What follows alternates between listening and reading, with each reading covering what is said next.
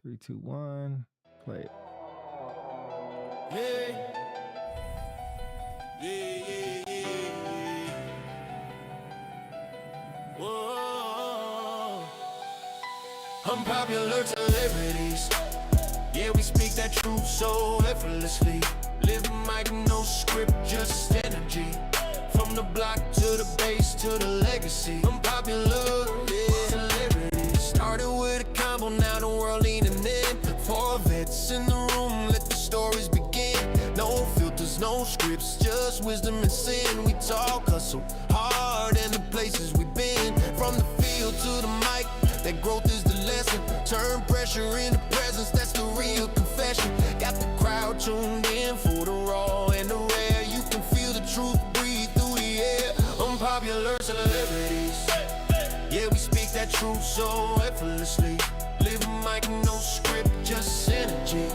From the block to the base to the legacy. Unpopular celebrities. Talk music, talk ball, talk rank and salute. Every topic on the table, every word in pursuit. We the voice for the ones that the world overlook. Turn pain into punchlines, life into the hook. Yes, in the chair, we breaking the mold. Every episode's heat, every message is gold. No gimmicks, no mask, just purpose and peace. When the lights come on, that real don't cease. Unpopular celebrities. Yeah, we speak that truth so effortlessly. Living like no script, just energy.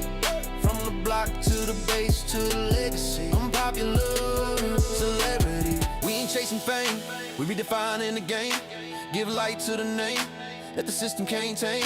Got the people tuned in, cause they feel our lane.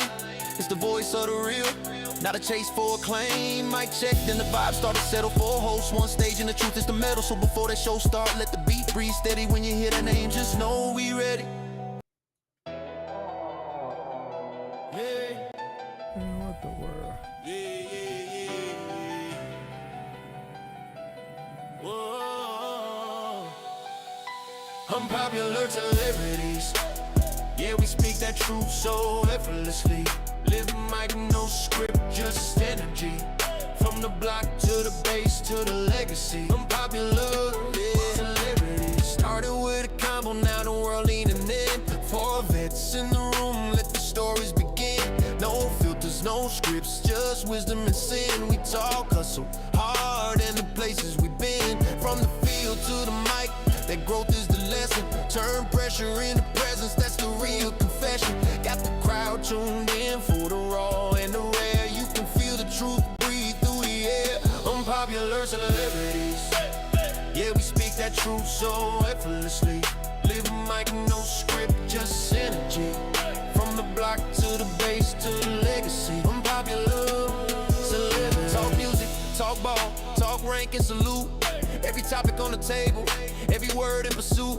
We the voice for the ones that the world overlook.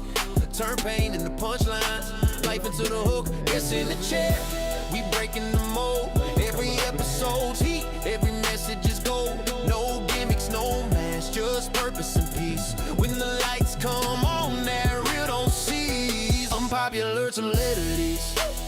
Yeah, we speak that truth so effortlessly. Living like no script, just energy. From the block to the base to the legacy. Unpopular celebrity. We ain't chasing fame, we redefining the game. Give light to the name that the system can't tame. Got the people tuned in, cause they feel our lane. It's the voice of the real, not a chase for acclaim. Mic check, then the vibe start to settle for a host. One stage and the truth is the metal. So before that show start, let the beat breathe steady. When you hear that name, just know we ready. Oh yeah, when you hear that name, just know we ready. Unpopular celebrities. Yeah, we speak that truth so effortlessly. Living like no script, just energy. From the block to the base to the legacy. Unpopular celebrities.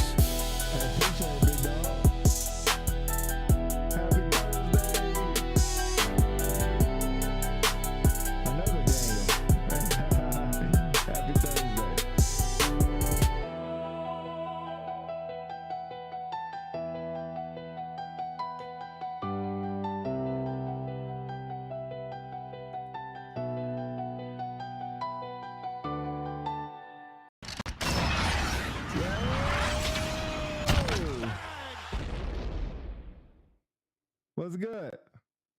Chilling, man. Oh, Chilling. good. I can hear you. Everything's Happy good. Thursday. Happy Thursday.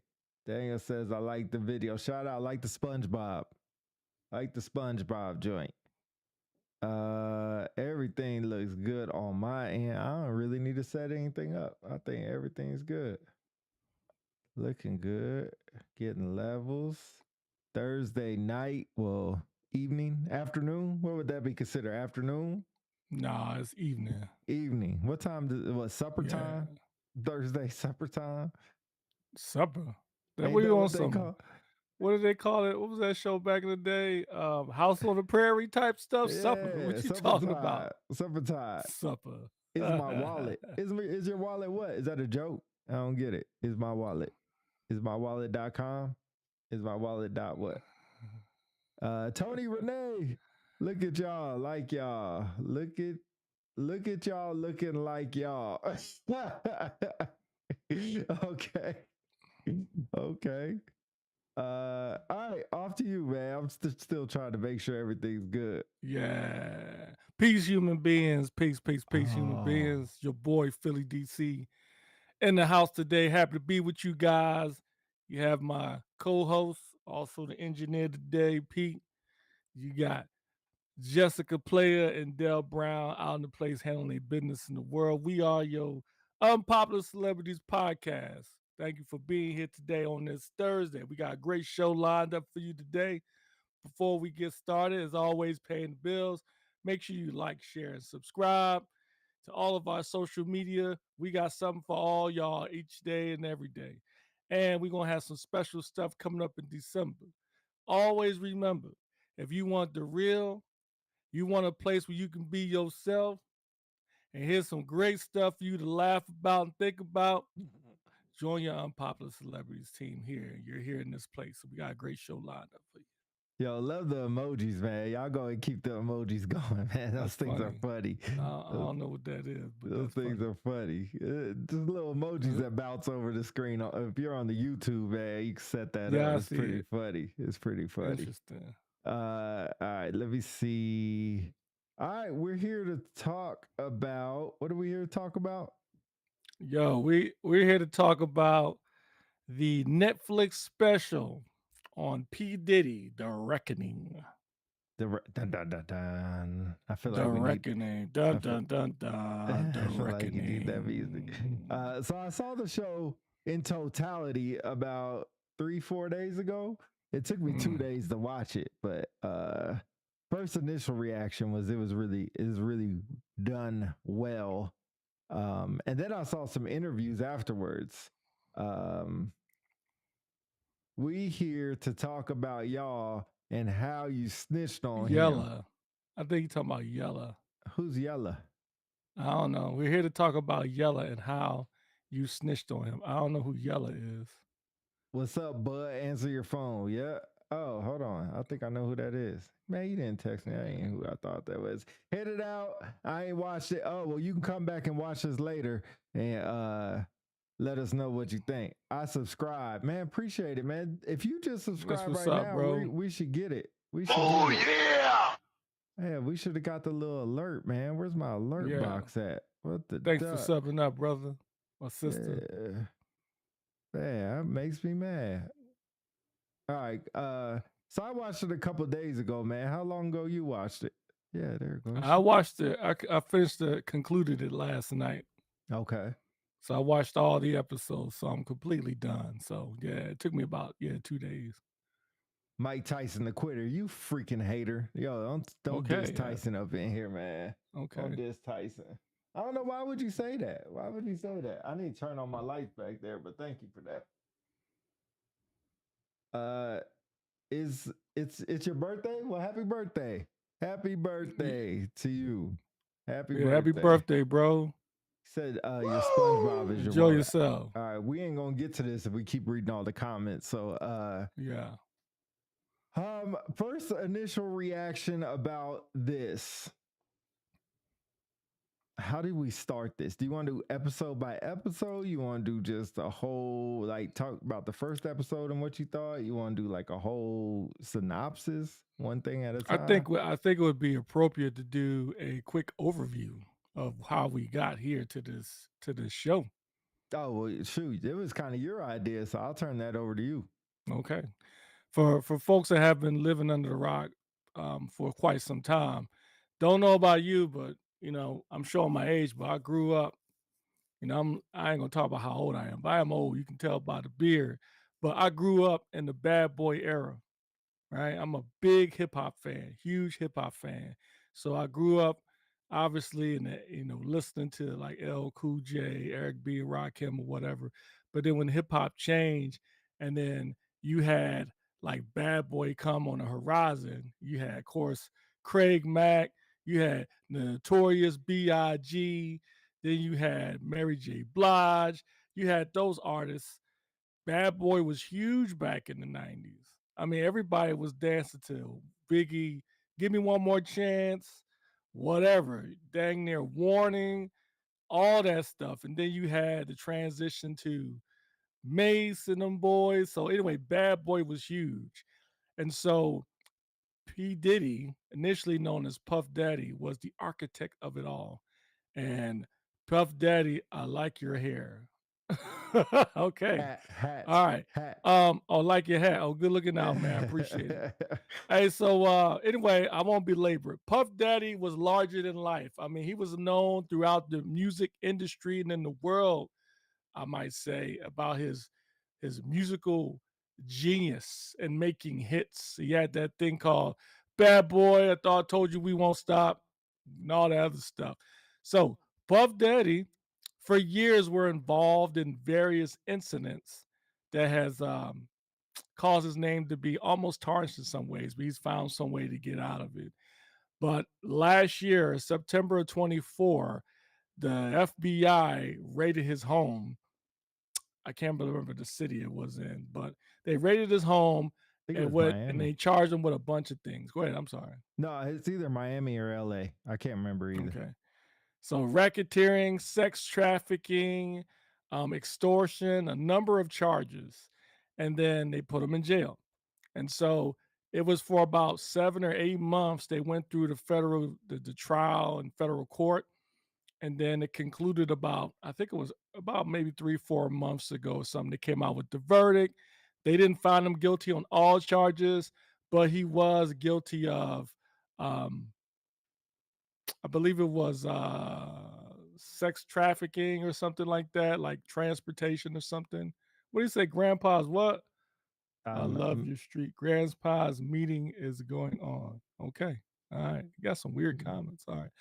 Anyway, so 50 Cent, if you know him, 50 Cent decided to make a documentary on what happened during the P. Diddy saga. And so it was aired on Netflix, executive produced by 50 Cent, Curtis Jackson. And that's what we watched over the last 2 days. And looking at all the reaction over social media, was well received. A lot of information, especially from my standpoint, that was very enlightening that I had no idea about. Sorry, I used the microphone. He's trying to type. He's trying to type, but he's using the microphone. That's why his I comments are got off. you. That's all right, bro. It's all right, my brother. But it was a lot of it was a lot of it was well received. So anyway, that's what we're here now. So it's Sean P. Diddy Combs, The Reckoning, and it was produced by Curtis Jackson. So let's start with the beginning in episode 1. So I'll do a quick synopsis and then you can jump on. It's Yeah. number 1 on Netflix. Appreciate that, bro. You're right. It's well reserved. It should be number 1. So it did a quick highlight of P. Diddy or Sean Combs as he was coming up. They talked about his mom. They talked about his father, who wasn't around really, but was known as a well-known figure. Potentially, like they referred to his father as a gangster for some reason. They showed pictures of him, but he wasn't really around much. But his mom, I can't remember her name, I think it was Janelle Janet, Combs, something like that. Yeah, Janelle, something like that. Janice, But something. she was very, very involved in his life. You're going to see it really impacted him over the years, obviously being his mom and such. But growing up in Harlem, and being involved in the kind of my dad is in the hospital. Um, Portraying his ability to really be ambitious as he was growing up. He was getting involved. He was going to Howard University for a while. His mom was working like a bunch of jobs to support him and Oh stuff. wow. His father worked for Frank Lucas. Man, that's a good man. Appreciate that. I missed Wow. that part. Yeah, I miss So that too. anyway, Sean Combs kind of developed that same type of personality as his father, a go-getter or whatever. And he went through his upbringing, and then he ended up at Howard University. Then in Howard University, that's when hip hop started to take off. He was getting interested. He was starting to dance and stuff like that. Pause. Funny part.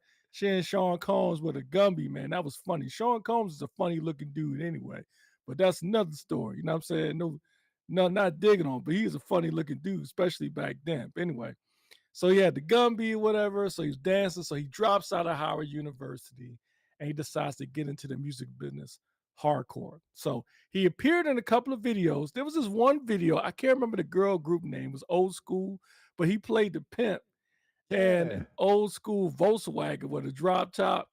And he was sitting there with his tongue out like something like that. It was mad funny, man. He drove off with his joint, his finger in the air, whatever. But anyway, I thought that was funny, man.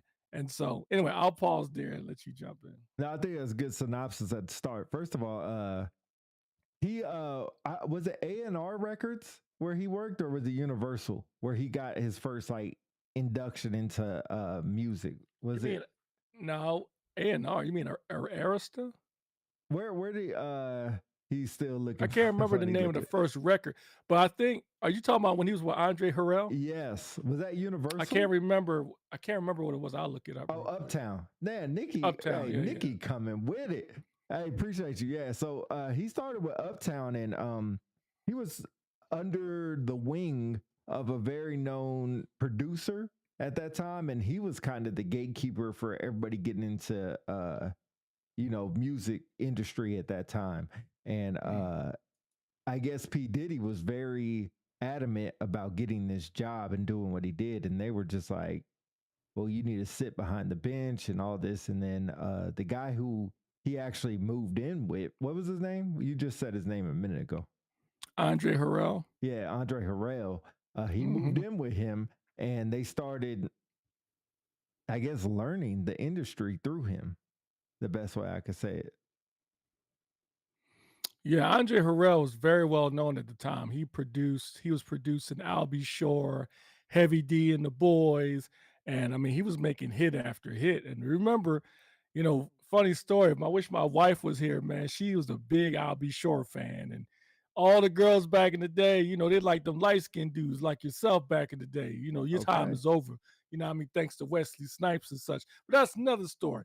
But anyway, he was all over the walls of most young girls. So my let's see, it's the fourth day of Christmas.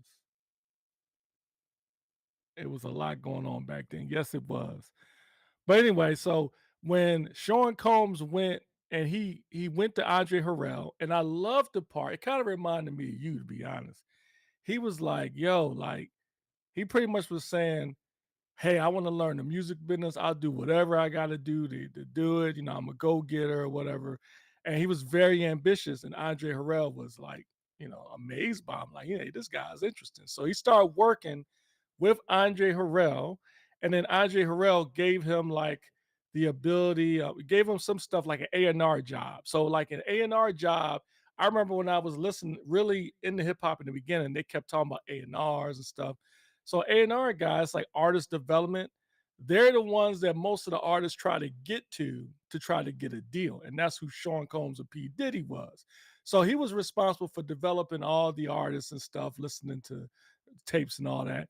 And so over time, Andre Harrell trusted him even more. And then he's like, yo, I want you from this point to just do development for all the artists. So then Sean Combs ended up getting like groups like Jodeci and Mary J. Blige, and I can't remember this other group now. I never even heard of them, but it was huge. That was the first eye-opening thing for me.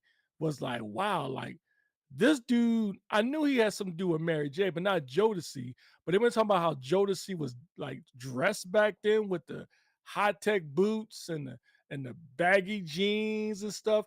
That was all Sean Combs. I was very impressed. Yeah, super impressed by that.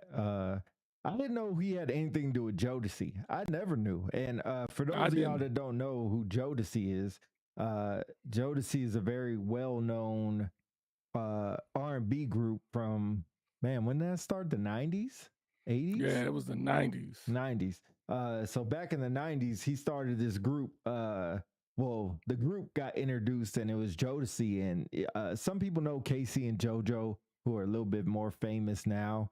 But they're in the group, and then there's a couple more other people in the group, but they got hits after hits after hits. And if you ever look up Jodeci, man, you ever want to do some baby making music, put on some Jodeci, man. You turn your girl out. And this is why rap is dying. We'll get to that. We'll get to that. But yeah, so I didn't know he was all in that. And then it was funny because I forgot all about the Mary J. Blige stuff. I forgot he had anything Mm, to do with Mary J. Blige. And I remember now that she was on a couple of his records later on, and now it makes sense why she was on there. yeah. Yeah, Um, yeah, yeah. but yeah. Uh, So I did skip a part. I wanted to quickly go back before getting with Andre Harrell.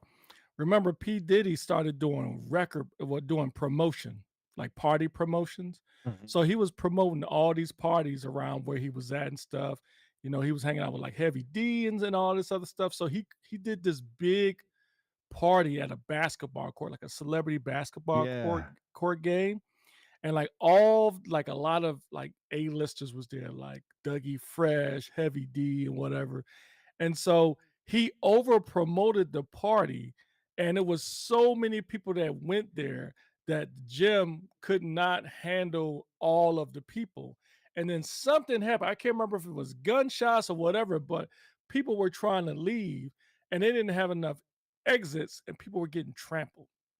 I And think when people were people getting were trying to come in and they didn't have enough uh security, and so it was like a mm, $15 event. But like they yeah, said, yeah, yeah. like, yeah, some people were like, hey, just bum rush the door. So they started bum rush the door, and they said the doors open this way, not that way. And everybody started pushing into the door and they started getting trampled on. Mm. Okay. So yeah, I missed that. I must have missed that part. So wasn't gunshots then. Thanks for the clarification. Apparently everybody was trying to get into the event and it wasn't enough room. So people started getting trampled. So I remember something about a lot of people got injured, but I think it was like 4 to 5 people got killed. And then I thought it was interesting. They were showing video footage of Sean Combs walking around. He was bewildered, like he couldn't believe what was going on because they had all these people that was dying or dead in the event. And so obviously he ended up getting like having to go answer for it. But what I thought was interesting is when he was in front of the microphone, he said, "We need to find this way. We need to find a way where this will not ever, ever, ever, ever happen again." And I don't know about you, man, but I thought to myself was like, this is the first start. And as the series went on, I don't want to get too far ahead. This really illustrated his mindset because like I think he's ultimately responsible for what happened. But he kind of flipped it as if it wasn't him, it was the venue or wasn't Right. enough security. But last I checked, if you hold an event and you promote it, you reap the benefits of how much it makes, how much fame it generates. You should also be responsible for the safety too. Correct. But he kind of flipped it as if it was like somebody else's fault. Do you think if you're putting on a event and something happens, it's your fault, especially something like that? Oh yeah, absolutely. Hmm. Especially like it's just like I look at it as at your house. If you hold something at your house and it snows and there's ice on the ground and they leave and they slip, you're responsible. If they're in Interesting. your house and there's a power outage and I don't know, the chandelier falls on somebody, you're responsible. So when you hold an event at a place and you're having people come there, Mhm. now is it automatically your fault? No, but you're gonna have to answer to it and prove you did everything you could to ensure there was safety protocols in place. But he even said himself there wasn't enough security and there wasn't a process put in place. I mean, think it was at the time, it was what, the early 90s, late 80s, where you had enough people to usher people into the event in an orderly fashion. He didn't even have that. So yeah, Yeah. I think you're ultimately responsible. What up, Freddie Kincaid in the building? But yeah, I agree. I think that was tough back then, especially if it was his first event and something like that to happen. Why it's very sad that it happened. I ultimately agree with you that you're responsible with how the success and the failure of the event. And unfortunately, that failure cost people some lives. So that's Yep. very Yep. unfortunate.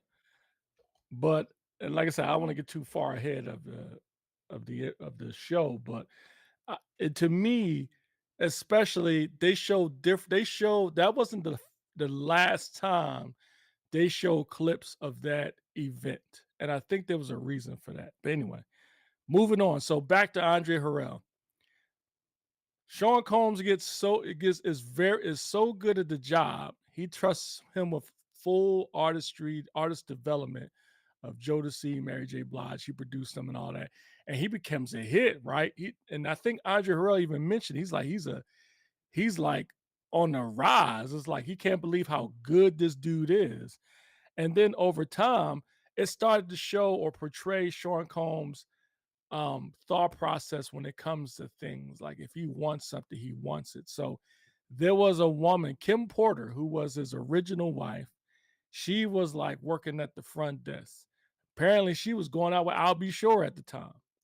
And so I guess he was telling somebody like he wanted to get her, and it was like, yo, that's I'll Be Sure girl, whatever. And he said, I'm gonna get her. So I guess he was wooing her and stuff like that. And he eventually got Kim Porter away from I'll Be Sure. But pause. What I'm a little disappointed in, and my wife included, I thought they were going to talk about how he was able to wrest away I'll Be Sure's son, sign all his rights over to Sean Combs. I thought they were going to talk about that, but they didn't. Yeah, that didn't come up at all. First of all, Daniel, your comment, wish you could send us money, but my mom said no. Listen to mom, have mom come on the show, and then see if you can send money then. But yeah, no big Hey, deal you with can it, do us dog. one better. Help by promoting the show. Thank There you, you bro. go. Yeah. But yeah, I didn't know anything about his son and Diddy and their relationship. I didn't know that Kim Porter was dating Al Be Sure and all that thing happened. That was new to me. Um, Right.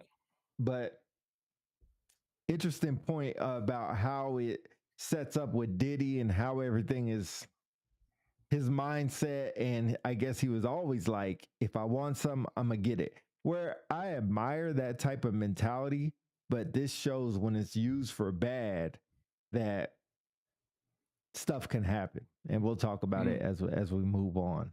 Um, yeah.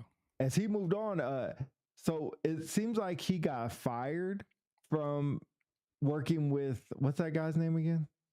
Andre Harrell. Andre Harrell, Uptown Records. So he fired him. I can't remember what it was for Yeah, I'm exactly, trying to remember too. I want to say, because he was sad he had to let him go, but he yeah. said, "Yeah, I had to let him go." Oh, they wasn't getting along. I think Sean Combs' head was getting too big. They wasn't getting along. It was like kind of arguing all the time. I think that's the reason why he let him go. And that could be true. And that could be true. I'm trying to look it up as we say. Diddy was fired from Uptown Records for being overly passionate, lacking an Yeah. understanding of workplace policies, and crashing with his boss, Andre Harrell. Yeah. So yeah, there you go, right on Mm-hmm. point. It's kind of crazy. He immediately started his own record label. It's like he never missed a beat. And, I think in the firing, he gave them, was it He gave him Notorious? Biggie. He Biggie, gave him yeah. Biggie Smalls, Yeah. Notorious B.I.G.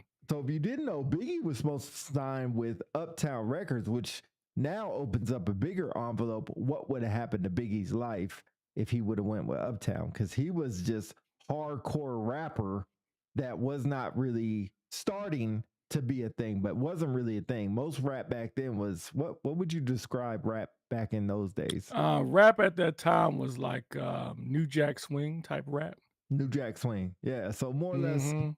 You had like Father MC was big back in the day, Heavy D. Um, they just started getting into hardcore rap because at that time when Notorious B.I.G. was just coming on the scene, the hotness was coming out of the West Coast. They had Dr. Dre, they had Snoop and Ice Cube and NWA. That was the hardcore rap.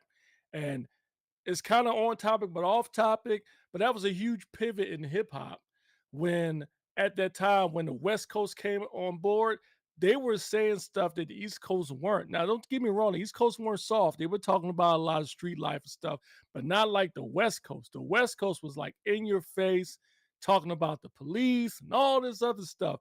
And then when Dre and Snoop got together and they came out with the Chronic album and stuff, the East Coast was like put on the back burner, mhm. which was rare at that time. And so I remember now in the show, Sean Combs, before he got fired, when he went to Andre Harrell, he said, "Look, you trying to make like hip hop music for young people. I'm a young person. I know hip Oh yeah. hop. Yep. Let me do it, whatever, blah, blah, blah." And so when he got fired and he says, I'm sorry, man, hold on. Go out there and sit down. My bad, my other co-host, my dog. But when he got fired, he said, "Look, I will let you have Notorious B.I.G." Yeah. And that's huge because, to your point, he could have signed with Uptown. I'm Yeah. gonna pause here because I'm gonna have to put my dog up, man. He tripping. He says that your dog. Yeah, yeah. I'm sorry, y'all. I'm It's an trying to unpopular celebrity mascot that makes his golden appearance. doodle life, man. I'm But sorry, man. But anyway, go ahead. yeah, I agree. It's amazing to see that he got selected or he was able to get Biggie and what happened with Biggie's life, as we'll talk about in a second. But I think from there, Bad Boy took off. Well, I'm sorry, it didn't really take off. Bad Boy started. Mm-mm. I should say it Mhm. started.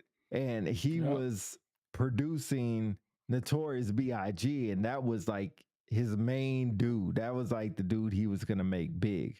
And that was probably the end of the first episode. Towards the end of the first episode, we might have missed a couple things, but nothing really key. All the key stuff we kind of talked about. But moving on is when he really started Bad Boy. He became, I don't even know how he changed his name to Puff Daddy. I don't think they talked about Um, that. yeah, I don't remember the daddy part, but they said they call him Puff because of something. He always had that nickname Puff. I can't remember. It was like when he was young. You know what I mean? It wasn't like when he became Bad Boy, he was Puff Daddy. I don't know when they added the daddy part, nor the Diddy part, nor the brother love part. Oh, we won't even get into that yet. Oh, But okay. So one thing I he will played football uh at the academy. His team won the division. And Combs said that he was given the name Puff as a child because he would huff and puff when he was angry. oh, I don't remember that one. Okay. Yeah. Um, but when Bad Boy started, the first artist that was out of the pipe was really Craig Mack. Was really Right. Craig Mack. And Craig Mack And when wasn't really a good artist to me. No, he was. He just didn't have. So it was a side story they didn't cover. But when Craig Mack started and Biggie came out, Craig Mack felt like he was pushed to the wayside Oh, okay. because his first hit, Flavor, it was hot. I mean, it was banging. But then, I was telling my wife the other day, man, his album was trash, man. He only had like two good songs, I don't even but remember. he kind of fell to the wayside because when Biggie came out, he was doing all these mixtapes, and then he wasn't really given the same push as Biggie. Mm-hmm. And what was interesting too, I'm kind of getting ahead. Get down, man. I'm sorry, man. Groupies over here. But at one point, Craig Mack was trying to go to death row, man. I didn't know Right. that. Yeah, yeah, Traitor. yeah. It's like, let me Well, I stop. think he Let was me trying to stop. go to death row because of what you said. East Coast wasn't Down. really pushing gangster rap like that. And the Right. West Coast was with Death Row. It was with just with Snoop and Dre at the time. And it's really just Right. those two. And then you had a couple one-off people that, if unless you're real big on rap, you didn't know. But then Diddy started signing 112. and then SWV. And it's really weird when you think about Diddy's career. He just had hit artist after hit artist after hit artist. And the only miss he had was really Craig Mack and that other dude that we don't even know who the heck he was. Who was that other dude that was on one freaking song that he said he was writing for Diddy? Oh, Mark Curry. I don't even know who that is. Yeah, yeah. But who's that dude? I don't know. Then he had Shine. He had the Locks. He had I'm trying to think of who else, but that's really the main people that he had. But it's incredible that he got. Yeah, you good. It's incredible he got artist after artist after artist to come on. Faith Donovan, my homie. How are you? It's good to have you. Good to see you. Cliff, yeah, Black Rob had one hit. Yeah, for sure had a hit. What was that hit? Oh, whoa. Like, whoa. Yeah, y'all look that up, man. That joint was bumping back in the day. Dang, somebody showing the age. But yeah, Black Rob for real. But Gene Harrison in the building. What's up, big dog? But as Diddy started and as we go, it became crazy that he started beefing with Suge Knight. And I think it was because Suge or P. Diddy was trying to take Suge's girl. Forget my dog. He just wants attention. Yeah, that's my dog breathing in the mic. I'm gonna make sure I kick him out, but he just wanted some attention. But yeah, so I don't know what y'all starting to look like. Oh, look alike. Hell no. I'm finna cut my beard off today. We is not looking alike. You're gonna have to go lay down, big dog. You have to go lay down. Go. So yeah, so I think that was very interesting how that happened with Diddy started beefing with Suge Knight because of a girl. And that's where it all started at. And Diddy was pretty big back then, but if you remember the Source Awards, there was a big beef with the East Coast and West Coast rap, and that's where that all started. And the only one good on the East Coast was Biggie back then. Now they started getting a lot better rappers now, but back then, and the West Coast was really dominating, quote unquote, gangster rap. And they were moving into that area of taking over for gangster rap back then, back in the day, back in the early 90s. And then Pac was cool with Biggie. And it seemed like Puff was jealous over their relationship. Like Biggie was, or excuse me, yeah, Biggie was Puff's only artist that he really had. And Cliff brought up another one. We brought up a couple more, but really at the gangster rap phase, that's all it really was. After the documentary, I'm starting to believe if Diddy had something to do with Pac being shot in the studio, I think Biggie didn't know. Yeah, we'll get into that, Cliff, for sure.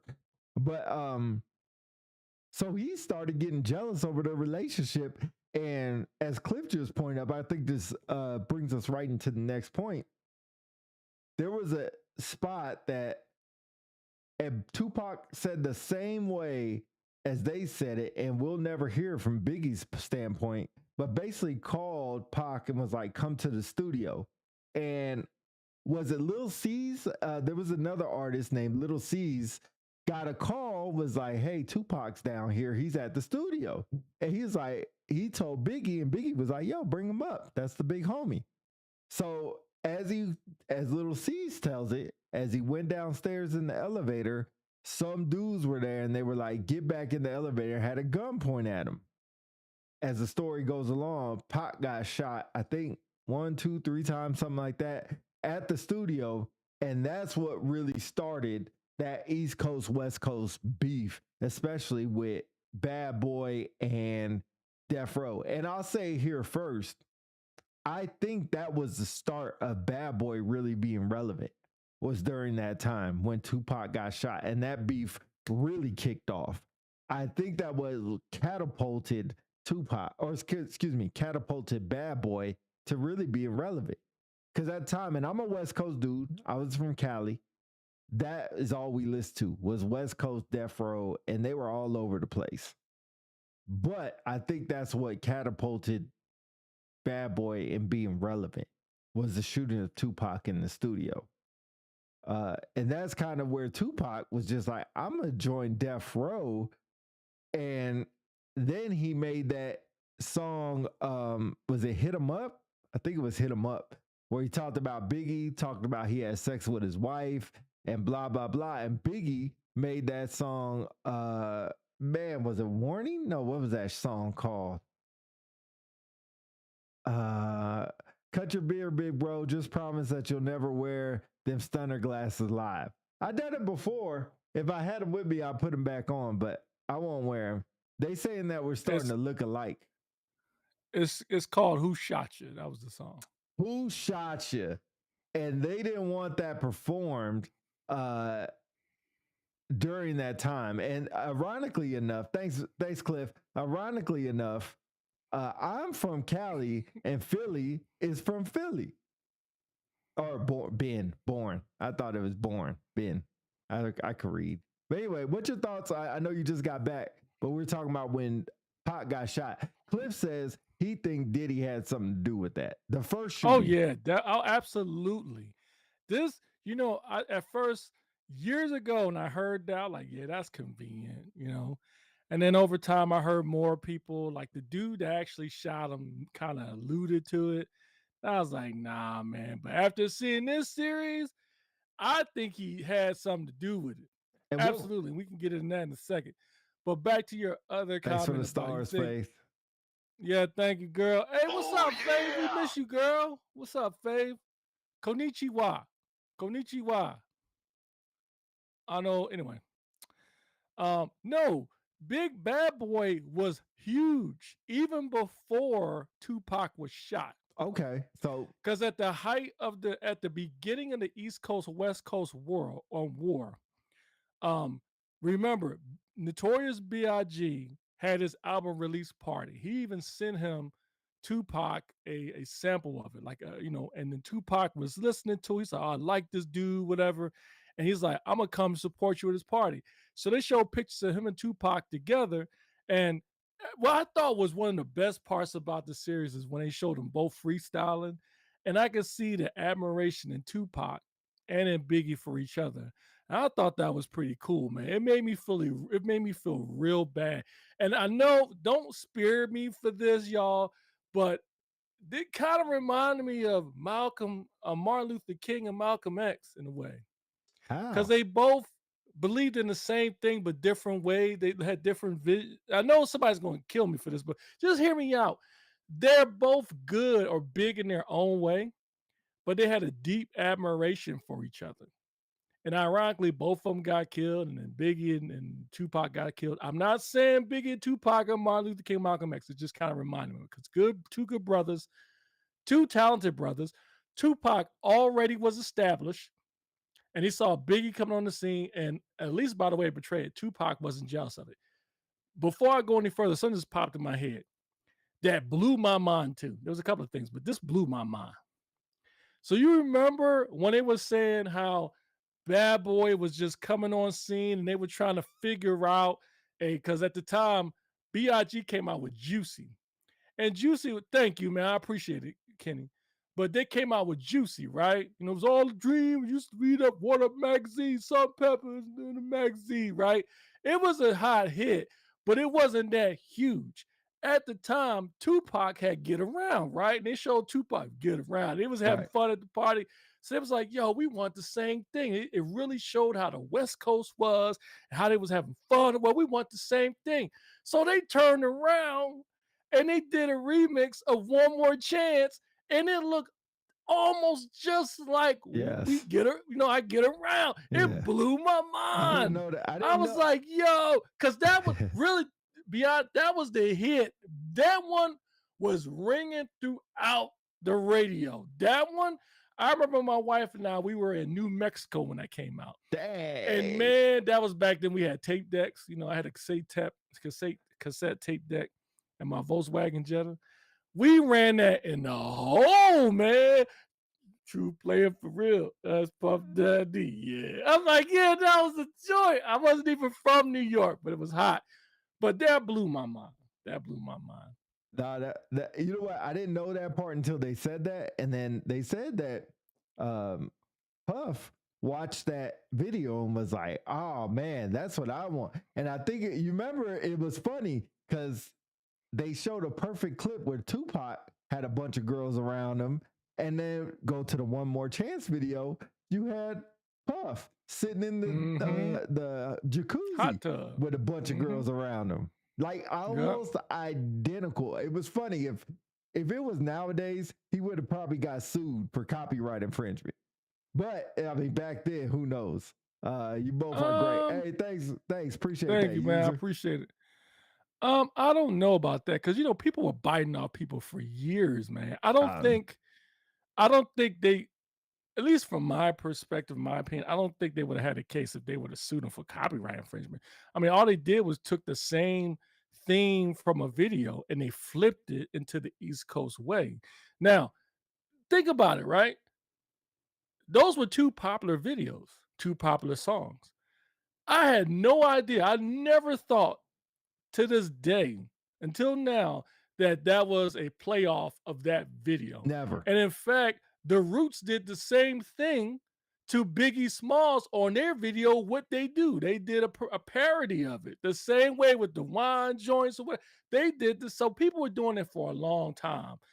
I thought it was cool how they did it a recreation to the very finest detail. Right. Because you remember in Tupac's video, they had Shock G in it from Digital Underground and some other folks.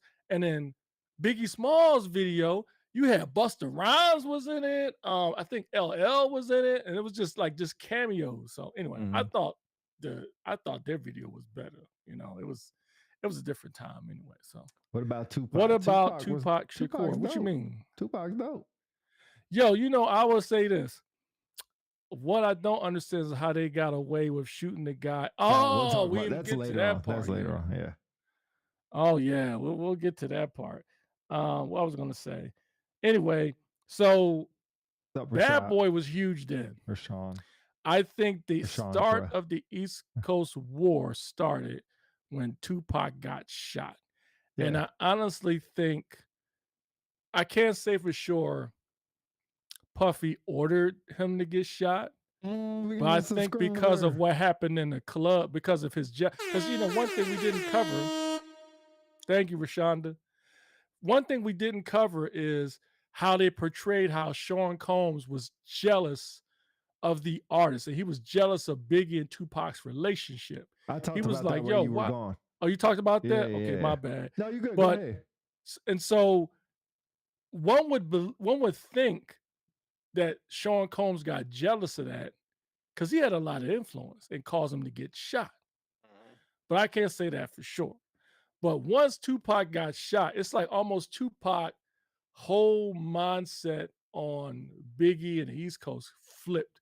Crazy, I mean, man, I couldn't believe the time Tupac is from New York. Yeah, Like, you know what I mean? So anyway, but that's what the East Coast started once Tupac got shot coming out of the elevator and right. stuff. And so they started a little beef in their little war, and then you had the Source Awards moment where, if you don't know what the Source is, that's a magazine. Started off as a magazine, and then they went to the Source Awards, kind of like the BET Awards, but it's supposed to be just for rap. And basically, Death Row and Bad Boy were basically winning all the awards. And Suge Knight came on there and basically said, he said, if you don't want your producer dancing on the video and getting on your way, come to Death Row. And Puff went back on there. He said, yo, it's not about East Coast. Like, he was trying to be the peacekeeper. Like, yo, give it up for everybody. Like, clap for everybody. And Suge Knight was like, nah, hell no. It's all about us. But it's interesting because then in the documentary, they said that Biggie or Puff was pissed at Suge for saying that. And he started messing around with gangsters, like Crips, like real life, what they do in the street gangsters, because he knew he needed some support from them to take down Suge Knight or to be able to handle Suge. And then we fast forward to the Tyson fight.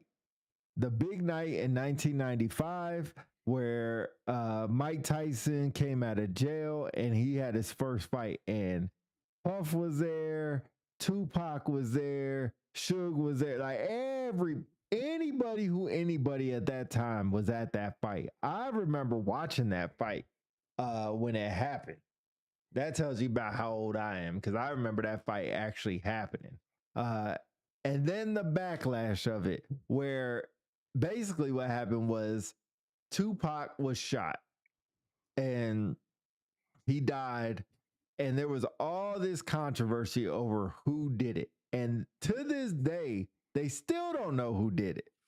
Still don't. And there was some backstory about how this dude who was a gangster Crip did something to Pac, and Pac saw him at the fight, got into a fight with him, basically beat him down, and he was the cousin of some big known Crip guy. So that's how they think that the hit was called. But they think the hit was called by Puff, who paid, I think it was 100,000, 500,000, half a million, 500,000 to have it done. That is the story behind it. Your thoughts? Yeah, that I think that's what happened prior to Tupac getting shot. There was something about one of the members of the Crip gang was at the fight, and that same dude they saw at the fight apparently had some beef with one of Tupac's crew.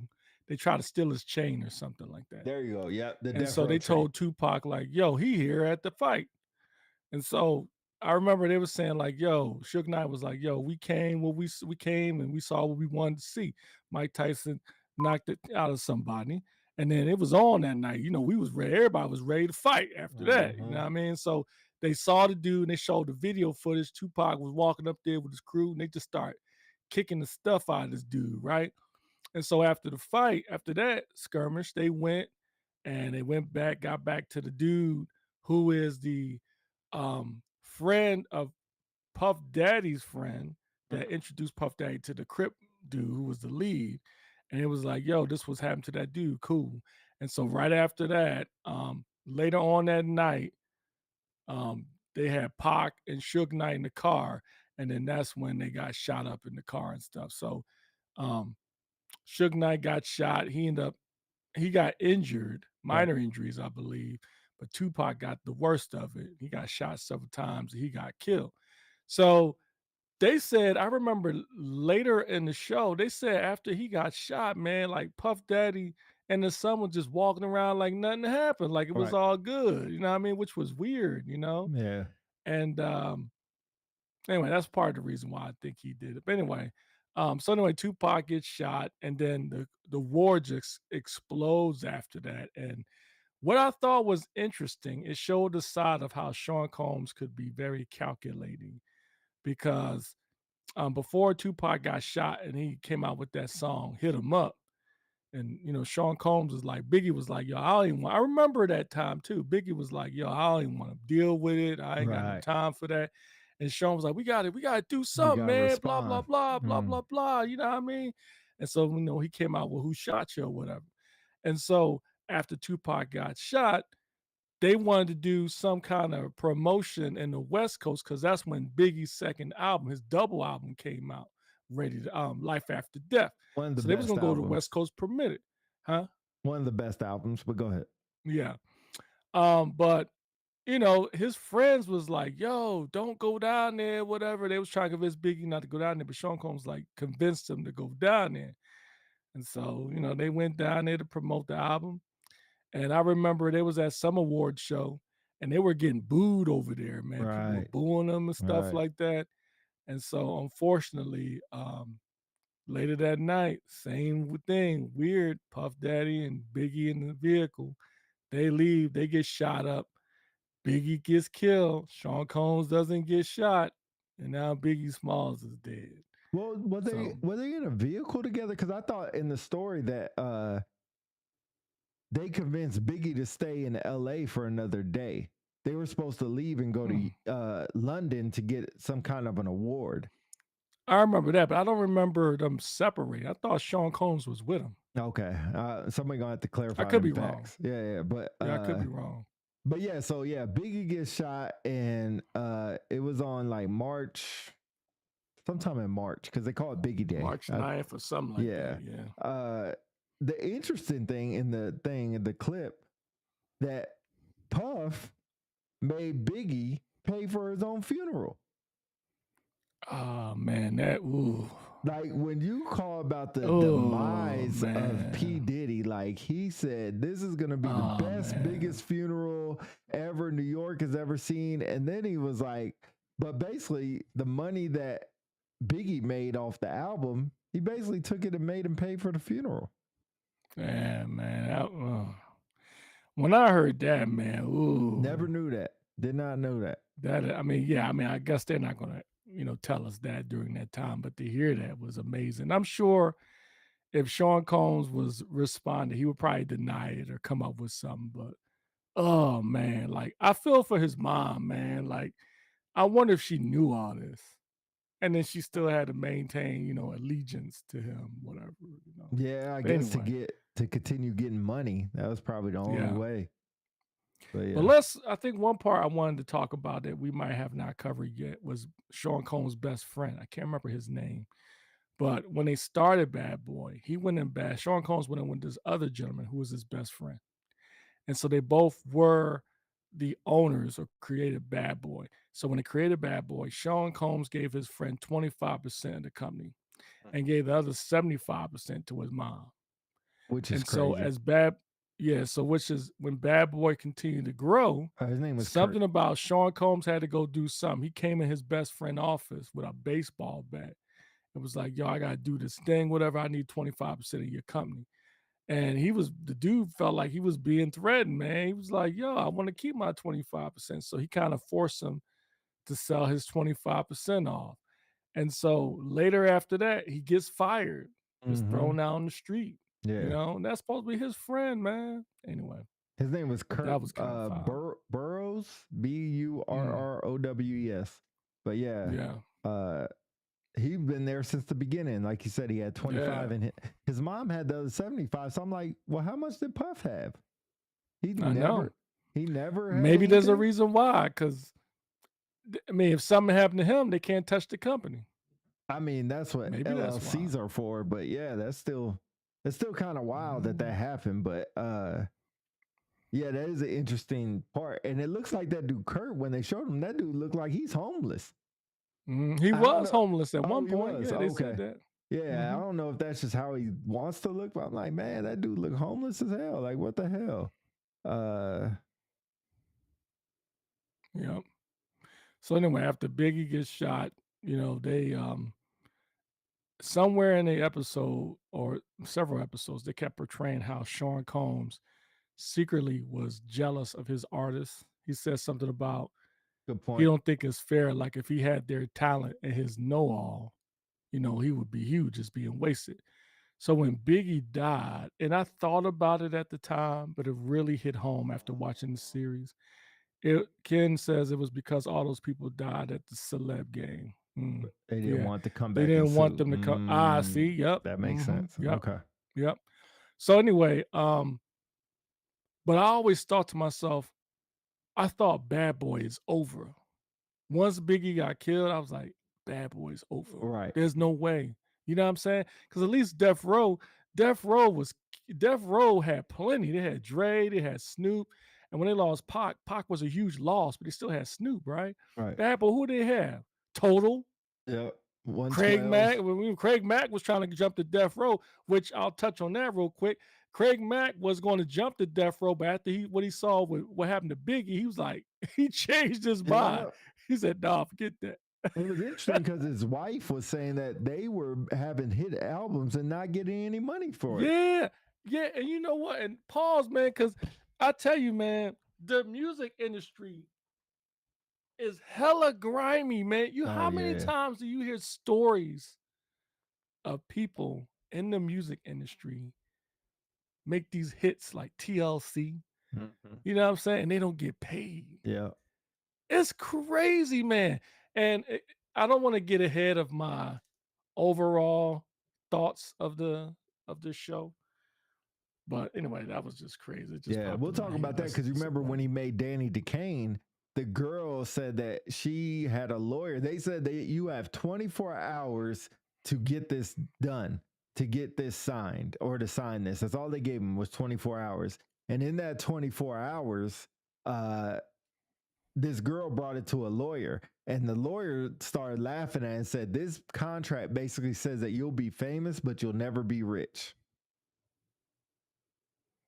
And she was like, "Yeah, it's Bad Boy." Yep, I'll still sign it. She I says, mean, "Bad at Boy." that time, I think putting myself in that situation at that age, at that time, I just went through this whole contest and Yeah. everything. I would have signed it too. Like, Did I you don't, be honest? Have you heard of this group? yeah, Danny DeCane. I never heard of them. Oh yeah, Danny DeCane had one or two albums, but the whole making the band was that's the MTV era right there. That's when I was a I mean, I've teenager. heard Like of that was making my a thing. band like Babs and Dylan. I heard of them, but I never heard of the other group. Yeah. No. The other, Day 26 and Danny DeCane are like the big groups that happen, and maybe it's just my age. I don't know. Craig Mack died from AIDS. I looked it up after the. Yeah, I didn't know he died from AIDS either. I'm But not sure. I'll have to look it up. I yeah, don't Cliff think it just was said he looked AIDS, that but up after the documentary. anyway. But yeah, so Go ahead. yeah, we'll try to move on and try to keep this under an hour and a half because we're already at an hour. So we'll try to Oh keep wow, this. already. Yeah, we'll try to kind of wrap this up. Oh, he did have AIDS. My bad, HIV AIDS. Wow. But Wow. so man, it's hard to figure out where you move to from here because I think the next big thing was Cassie. I keep saying Cassie, and the sex scandals start, and that's when people started realizing, or started coming out to who he was. And if you remember back when you were talking about, uh, there was a couple girls saying some things that Diddy was doing that was kind of weird, but like somebody said earlier in the comments, he was the gatekeeper for hip hop back then. After the Biggie died and he came out with Mace and Bad Boy was jumping because I think were making good commercial rap and some kind of non-commercial rap because that's when No Way Out came out. When I guess that's P Diddy's album. Album was trash. I don't know whose album, but they had making All About the Benjamins on that, which is probably one of the biggest songs. They had Lil Kim at that time. Been around the world. Yeah. So, and then Mace at that time. So they were really big. And then it's funny because all these videos came out with Notorious on it. Like No Way Out, All About the Benjamins, More Money, More Problems. What was that? Was that song, More Money, More Problems? That was on Biggie's album. Okay, yeah. But all these videos after Biggie died came out. And so like Bad Boy was huge. So he was like gatekeeping the industry. And like people said, Diddy couldn't walk out of the studio without somebody saying like, "Oh, here's my record. Hey, listen to my rap," and start spitting bars from him. So they said his head started blowing up, which I mean, with fame, yeah, I mean, just like money, it doesn't change who you are. It just makes you a bigger or whatever else you were going to be. And I think fame does the same thing. And a crucial part, I think, was when he was really big, he went out to Harlem to go meet with the people, to go, what they said, be with the people. And he was trying on coats and giving hugs and taking pictures. And then they went inside the car. He was like, "Man, I need some hand sanitizer. I need to go take a hot flaming shower, boiling water to get all this off of me," talking about people that he was interacting with. But while he was interacting with them, he was acting like he's from Harlem, like he's a part of them. Very, very, very interesting how that happened. And it's interesting to me, like how many other artists do the exact same thing. Yeah. When I heard that, man, I was just like, man, that was very disheartening for me, man, when I heard that. Yeah. Somebody mentioned something about only when he got to his lowest point did he decide the only people that would still love him was people from Harlem. And that's when he went back. You know what I mean? He went back to where it started. You know what I mean? Because I was wondering, like, why is this dude like riding in the streets, whatever? But that's the only place he knew that people weren't gonna turn their back on him, and Mm, it worked because we're kinda getting ahead, but, when the trial happened, which I thought was brilliant, but messed up at the same time, how they were using public opinion to mhm, kinda influence the case. You mhm. know, they had people out there with free puff shirts on and all that stuff, and I they wonder were, if like, they trying to paid those guess. people to be there.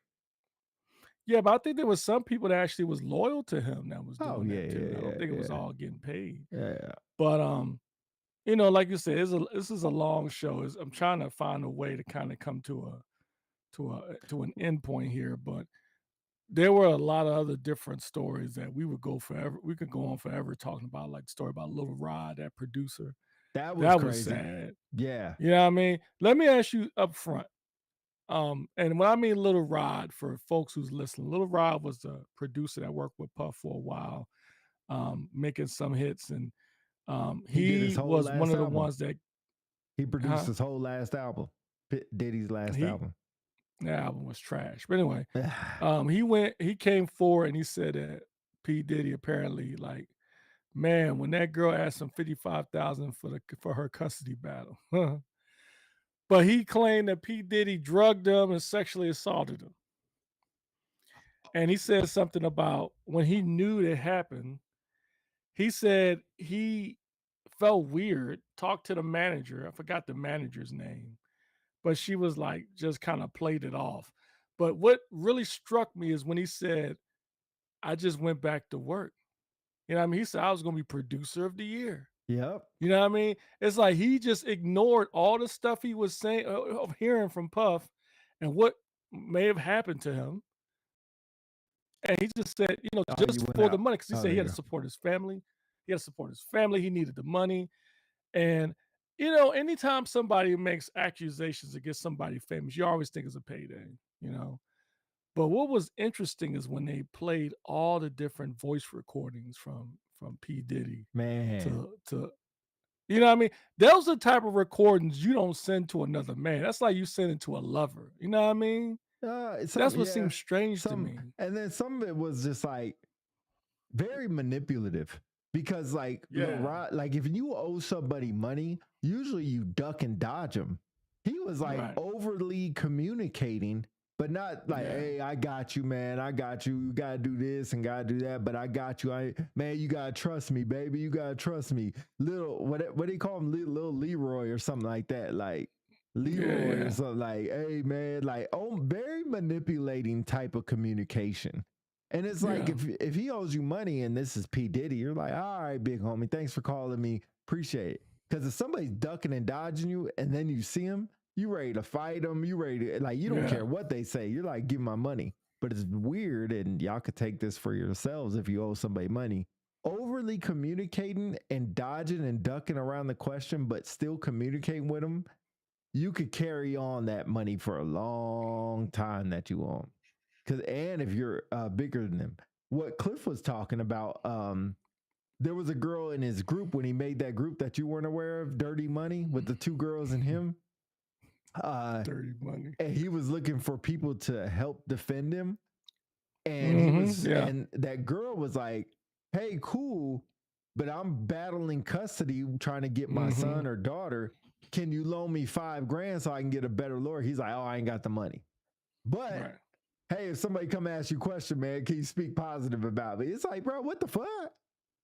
And she was even Yeah. like, all right, like that's Diddy. That's Diddy. And I think you That's reach a a shame too. but I think Yeah. you reach a level where that happens. And like Little Rod said, like all he was thinking about was if I F this up, I'll never get another opportunity again. So I have to sit here and deal with everything that's happening and that's going on because if I say anything, I'm done. I'm done. And Right. you have to keep that relationship. And it's sad, man. It's sad that you would do all that. But you remember, he said he's working with for what, 2 years or something like that?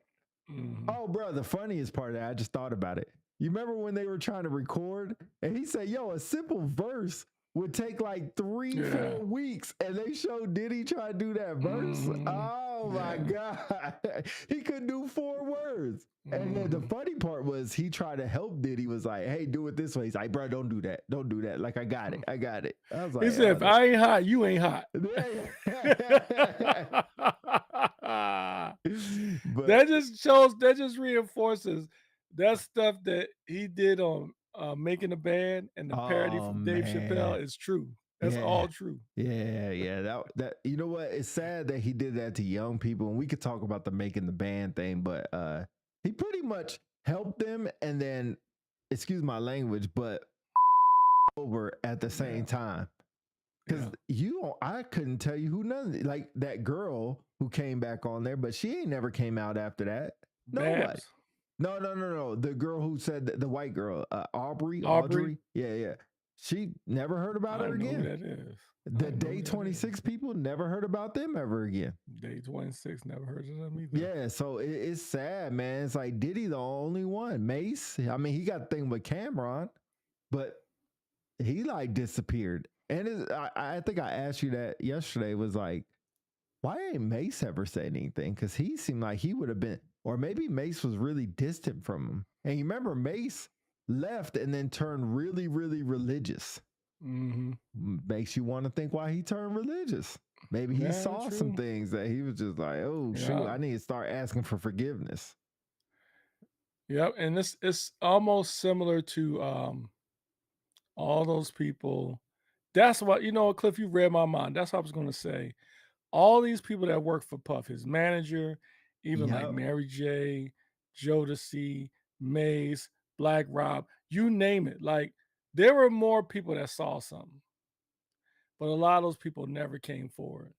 It's because they really didn't see anything, or they didn't want to be involved. You know what I mean? Mm. Like, who was it? What was they talking about? Yeah, Jerry, it was the Epstein files, right? Talk about all the famous people that was at the house. I've Hey, Puff Daddy was working with Justin Bieber. He was working with Usher. I mean, the stuff that he was talking about, man, like, there are people out there who are willing to sell their soul just to be famous and Right. give up their morals for it. Right. And that is and I gave it a lot of thought the other night with my wife, and to kind of remind me of it goes beyond the music industry. You know what I mean? Let's just talk at our level. Let's just talk about folks who are in certain positions. Because we're military folk. You talk about like generals, colonels, command chiefs, senior NCOs that they get put in these positions of power. And, either they never had that type of power or they don't know how to handle it. And they see an opportunity and they use their power to manipulate people. Mm-hmm. And sometimes they get caught, but a lot of times they get away with it. And Yep. a lot of times the people who benefit from their power, they don't see nothing wrong with it because they're winning. They Right. don't care it hurts somebody else or it harms their morals. Right. How many times did you have the young defender who ended up getting days off all the time just because they were in with the flight chief or whatever? You know Right. what I mean? Mm-hmm. And it's like, for that one person, they didn't care because they was like, yo, I'm doing good at my job, whatever.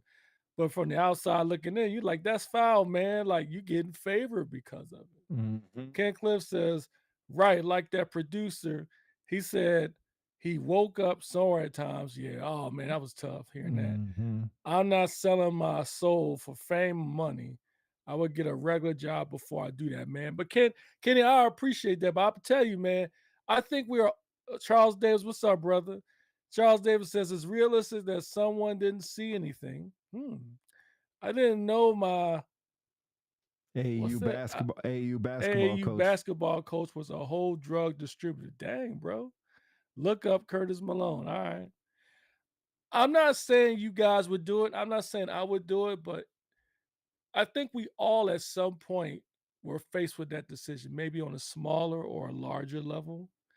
And if you're at a point where you're just trying to get in the door, that is a tough decision to make, Right. especially depending on what they're telling you to do.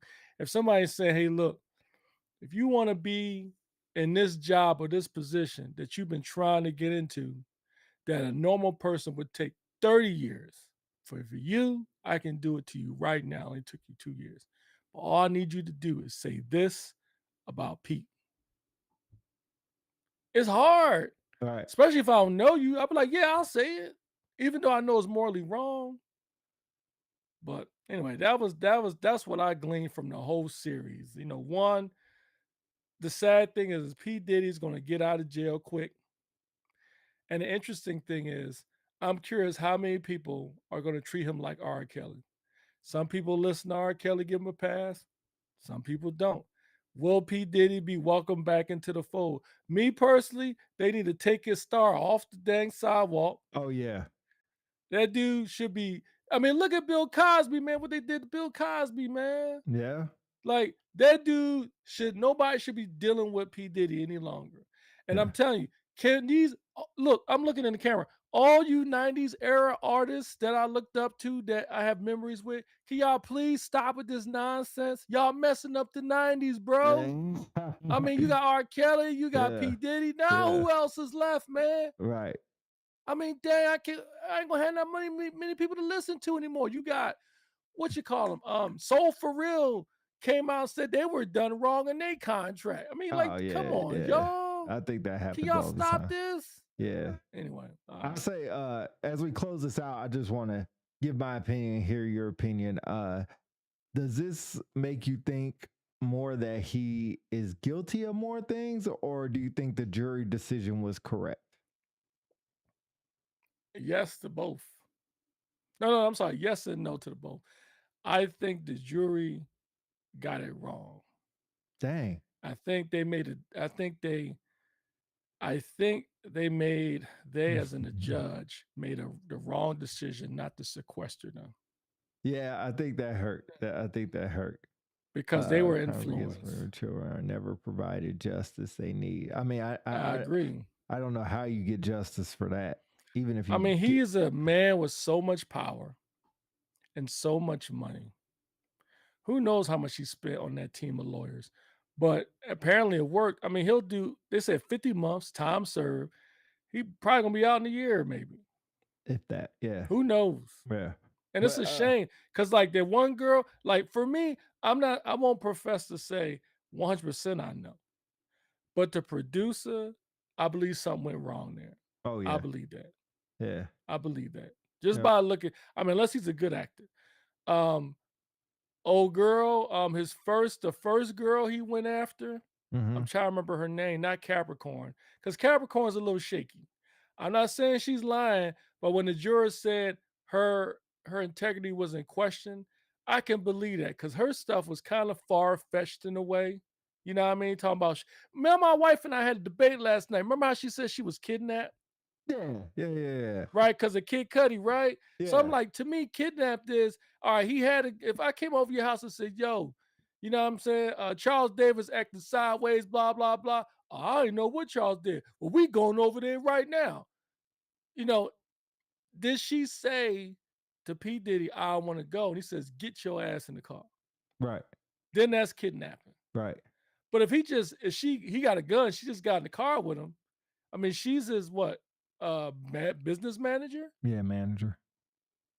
you know? That's where, and I think Cliff is right to the point that all these people basically enabled it because they were eating off them. Yep. And they were getting paid, or some were getting paid, and like, hey, I'm not messing. And this goes back to politicians. This goes to everybody. I'm not messing up my money that puts food on my table for other people. And it's sad. It's very, very Right. sad. And like what Cliff said, he'd rather just go get a regular job to deal with that. But other people would just be like, I am not messing up what either is going to come to me good or what is going good, no matter what happens. And to your Yeah. point, they don't care about all that morals and values, and all this stuff goes right out the window when money is involved. And when money is what gives you the lifestyle that you have that you probably never had, you are willing to do that. It is very, very, very sad. Very sad. Yeah. Yo, fellas, word on the street was Aaron Hall was wrapped up with Diddy stuff. listen to some of his lyrics to his song. No, stop See, it. I never listened to Aaron I Hall. liked I Miss You, man. Can we stop with all you 90s artists, man? Who else is next? Keith Sweat? Yeah, Duck, I man. never heard that. But yeah, so I don't think this made me think that he did it or what they accused him of. I think if they would have put domestic violence on the table, definitely would have been there. But I think without them putting domestic violence, I think what he was guilty of was because back to the Cassie situation, I think she liked or went along with some of the things that happened. Not all I of it. agree. It's sad. It's sad, and I especially agree. when you hear from the what do you call himself, a gigolo or basically a prostitute. That's what he called himself. I mean, man. But basically he's a prostitute. When he said all that stuff he did, he said Diddy used to watch him have. Yeah, that's creepy and crazy. But you know, like they said, Diddy is not. You cannot find somebody guilty for being an asshole, or being a bad person, or having no morals, or having no values. You cannot go to jail for that. And for everything they try to hit him up with, most of that stuff was he's just an overall piece of shit. Kind of late. Yeah. And you can't be guilty or you can't go to jail for being a POS. It's difficult. A lot of stuff, a lot of the accusations between Capricorn, Aubrey, Little Rod, and the one lady in the beginning of the show. It's difficult to prove someone sexually assaulted you without a lot of evidence, especially when it's a celebrity like that. And in the end, like he wasn't guilty of that. He was guilty of like sex, for trafficking over state, sex trafficking over state, which really ain't that big a deal. And if you remember at the end of the show, his team was like, they won. They this is a big victory. Like, you know what I mean? Like Because they know this what could dude, happen. yeah, it's like justice was not served, man. Right. That dude, when 50 Cent said he's a dangerous man, I agree with him. I agree. He's a dangerous man. And I thought it was interesting and I thought it was well done too, how they put a collage of each event he was involved in, between the basketball court incident to the shootout in the club with J Lo and Sean, to I forgot the incident after that, and then this last one. Right. He always found a way to get out of it every single time.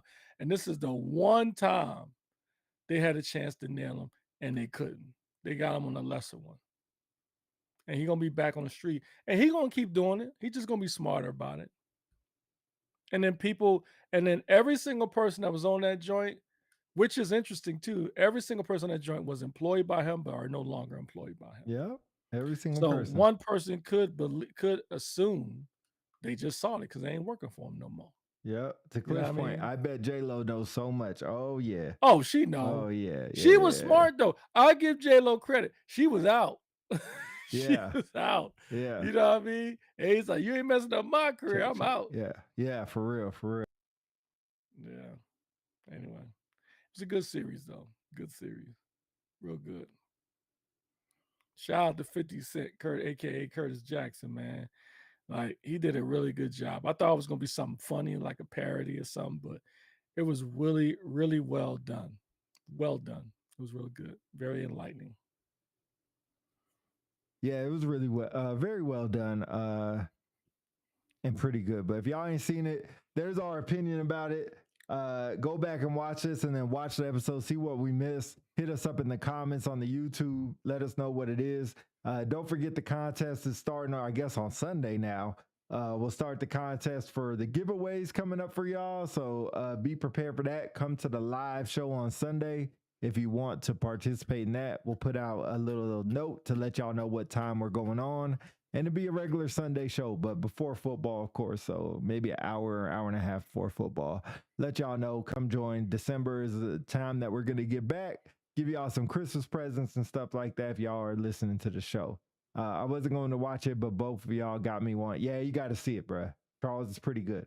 It's long, 4 hours, but it's pretty good. And brings you back to a time that you probably remember some stuff. But anyway, Unpopular celebrities, y'all. Philly, you got your last words? Y'all see y'all on Sunday, man. Great time to win some gifts. And not only that, make sure in order to be eligible, you got to be in the chat. You got to be listening live at that time. You got to make sure you follow us on all the social media platforms. There's specific things, requirements you have to meet in order to be eligible for the prize. But just don't come for the prize. Just come listen to your boys, man. As always, man. We're coming near the end of the year. We appreciate everybody who jumped on today. All the people on YouTube, all the people on Facebook, our regular folks. Nice to hear from Faith Donovan again, Charles Davis, Freddie Kincaid, Ken Cliff. We appreciate y'all, fam, and we will see y'all on Sunday. And as Yeah, we got a always, new go subscriber, Birds. Rashawn Miller. Thank you for being part of the team, the UPC squad, and everybody else on the YouTube. And good football games this weekend, too. So make sure y'all watch